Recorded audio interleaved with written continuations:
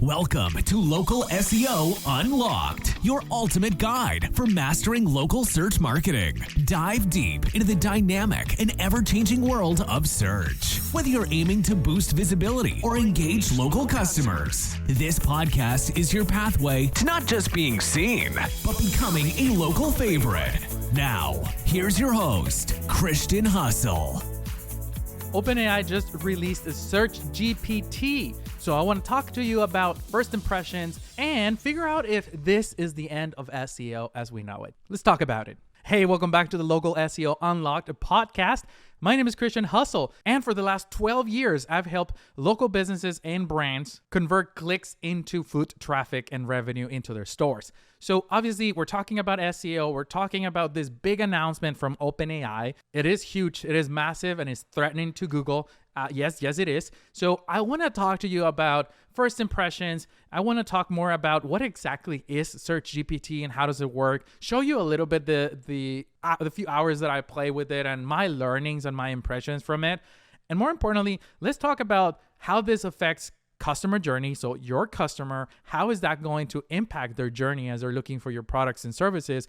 And more importantly, is this the end of SEO? Because as you will see on this episode, there's a lot of things that are threatening Google and search engines in general. I think it's crucial for me to share my point of view, and definitely excited to hear your point of view as well. So drop it in the comments throughout the video if you agree or disagree with anything that we're about to talk about. So let's start with this. What is Search GPT? It's basically a feature added onto Chat GPT. From OpenAI's perspective, ChatGPT can now make the searches online for you within the same chat format. So imagine as you are chatting with ChatGPT, ChatGPT now in the background can go look for information, retrieve it, and give it to you as accurate as it can find it online. Now, Search GPT was released a few days ago for paid customers. So anybody that has a paid ChatGPT membership already has access to it. There is no definite date yet announced on when is it going to be released for free members or free users who are not paying for a membership.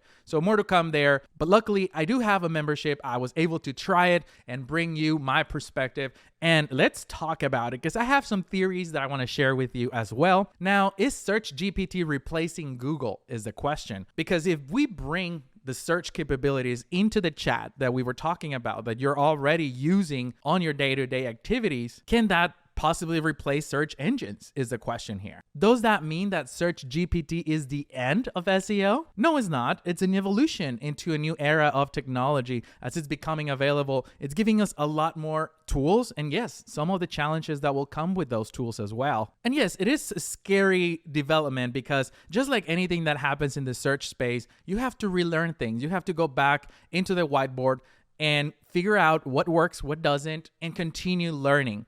But that's just the way it is, right? Anything in search is continuous learning. In fact, I think that's really the reason why I've stuck with SEO for 12 years. Every time I feel like I've mastered it, I've become an expert, there's a big major development, change in the algorithm, change in search engines, launch of new platforms that require me to go back, continue studying, and really keep me in my toes, right? Which is also exciting. I think this is new technology, very exciting to see where it goes. So let's talk about first impressions. I started my journey testing Search GPT, as probably most of you guys would have started as well, looking for a pizza place. So, hey, Search GPT, can you give me a best pizza in San Antonio?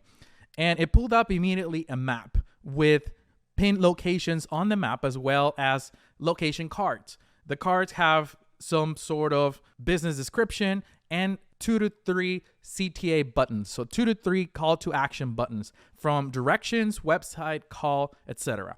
Now, first impressions, the map looks quite similar to Google Maps to my eye. I'm not saying that it is, but it looks pretty similar to me. When I'm clicking on the CTA, if I click on directions, it's using Google for directions. In my case, I don't know really if that's my personal settings or that's across the board. Let me know in the comments if you try it. Is it using Google or is it using Apple for you for directions? The website button takes you straight there. And honestly, I got quite a few results, right? It's not showing me reviews. again, first impressions. I'm not seeing reputation. I'm not seeing things like that. But I am seeing the source. Where or how did ChatGPT came to the conclusion that these are the best places? So it is using publishers, blogs, websites out there that are talking and mentioning these businesses, which I thought it was very interesting. I continue my query and my travels searching for what is the best pizza restaurant that I can go on a date with my wife.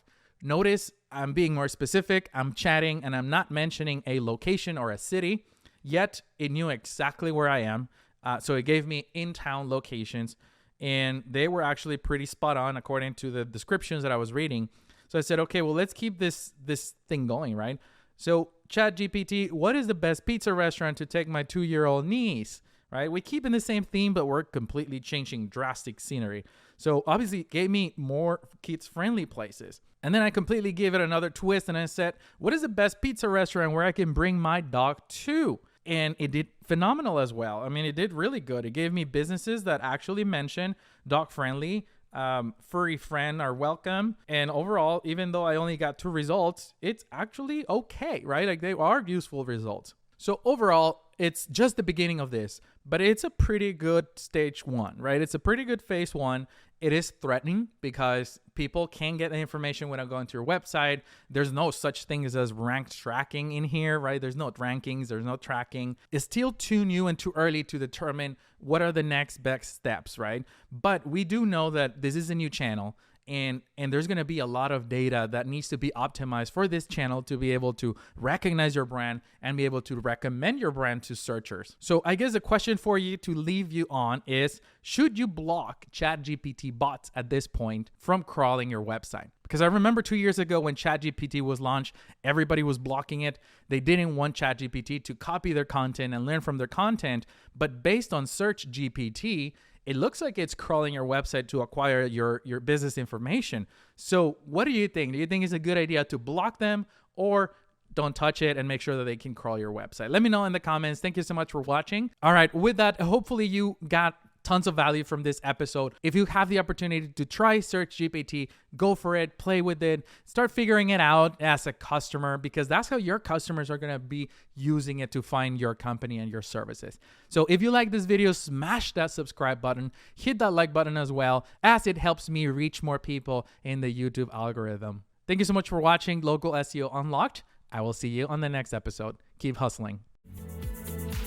Thanks for tuning in to Local SEO Unlocked. For more resources to help you succeed in local search marketing, visit us at woobound.com/podcast. Don't miss out on becoming the local favorite. Join us next time for more insights and strategies.